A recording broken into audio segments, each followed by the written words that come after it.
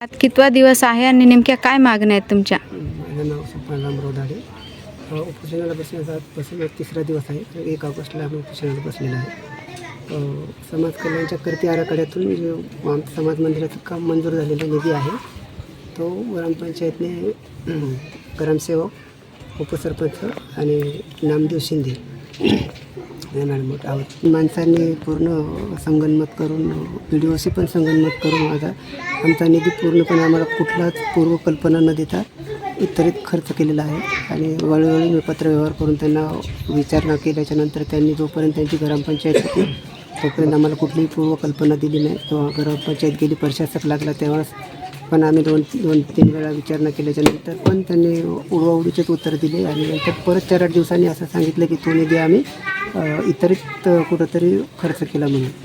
आणि ते कुठल्या पद्धतीनं खर्च केला, काय केलं ही विचारणा केल्याच्यानंतर त्यांनी त्यावेळेस पण आम्हाला समाधानकारक उत्तर दिलं नाही. त्यावेळेस मी माहितीच्या अधिकारामध्ये ग्रामपंचायतला डॉक्युमेंट्स मागितले. ते डॉक्युमेंट्स पण ग्रामपंचायतनं दिले नाही. त्याच्यानंतर मी पंचायत समितीला BDOकडं माहितीच्या अधिकारात डॉक्युमेंट्स मागवले.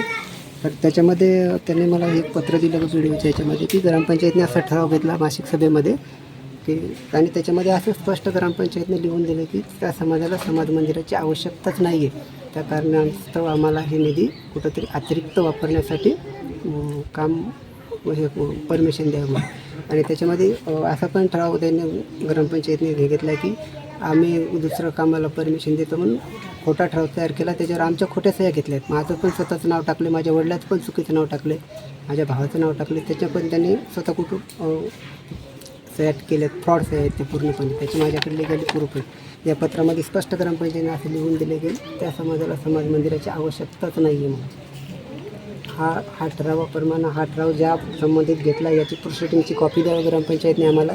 आणि हा ठराव याच्या पूर्ण याची डिटेल हा सिद्ध करून दाखवा कुठल्या बेसवर आणि कुठल्या GRच्या प्रमाणे हे काम बदललं आणि कुठल्या GR प्रमाणे हे ठराव ग्रामपंचायतने घेतलं. याच्यावरती जे सह्या आहेत ही सही आहे, ही नामदेव शिंदेची सही आहे. आणि ही सही 100% फ्रॉड आहे. नामदेव शिंदे हा एक गावातला नागरिक आहे, तो कुठल्या पदावर नाही आहे, काही नाही. जोपर्यंत नामदेव शिंदेवर 120चा गुन्हा दाखल होत नाही तोपर्यंत आमची समोरची स्टेप आम्ही सांगणार नाही प्रश्न. कारण की हा गावातला नागरिक आहे. फक्त हा ठरावावर सह्या करतो नामदेव शिंदे, वकील साहेब, उपसरपंच आणि ग्रामसेवक या तिघांनीच मिळून हे सगळं कारस्थान केलं. जातीपूर्वक हे समाजाची दिशाभूल आहे. आणि 100% यांच्या मनामध्ये आमच्या समाजाविषयी जातीवाद आहे. प्रशासनाकडनं काय तुमची अपेक्षा आहे? प्रशासनाकडून माझ्या जे उपोषणामध्ये या सगळं आम्हाला पाहिजे तसे उत्तर दिले नसल्यामुळे शेवटी आम्हाला नाईलाजाने उपोषणाला बसावं लागलं. आणि या माझ्या उपोषणामध्ये 4 मागण्या आहेत प्रमुख. जोपर्यंत माझ्या प्रमुख मागण्या मान्य होणार नाहीत तोपर्यंत मी इथून उठणार नाही. नेमक्या काय मागण्या आहेत तुमच्या? माझ्या 4 मागण्या आहेत. माझी पहिली मागणी आहे की समाज मंदिराच्या जागेवरचे जे अतिक्रमण झाले ते अतिक्रमण हटवून नमुना नंबर 8 प्रमाणे जागा मोकळी करून देण्यात यावी. दुसरी माझी अशी मागणी आहे की समाज कल्याणच्या याच्या आराखड्यातून जे काम मंजूर झालेलं आहे कृती आराखड्यामधून ते काम तात्काळ त्यांनी चालू करावं. आणि दुसरी मागणी अशी आहे की ग्रामसेवकांनी लोकप्रियताचे नेते साहेब रत्न डॉक्टर अण्णाभाऊ साठे यांचा अवमान केल्याप्रकरणी त्यांना निलंबित करण्यात यावं.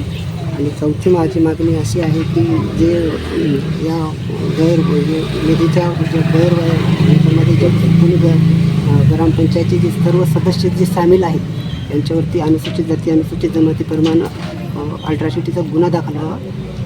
जोपर्यंत माझ्या 4 प्रमुख मागण्या मान्य होणार नाहीत तोपर्यंत मी इथून कधीही उठणार नाही. ग्रामपंचायतमधील जे सदस्य आहेत त्याच्यापैकी तुम्हाला कोणी आज 3रा दिवस आहे म्हणताय, तर कोणी तुमच्या भेटीसाठी कोणी आले का? आत्तापर्यंत माझ्या भेटीला कुणीही आले नाही ग्रामपंचायत.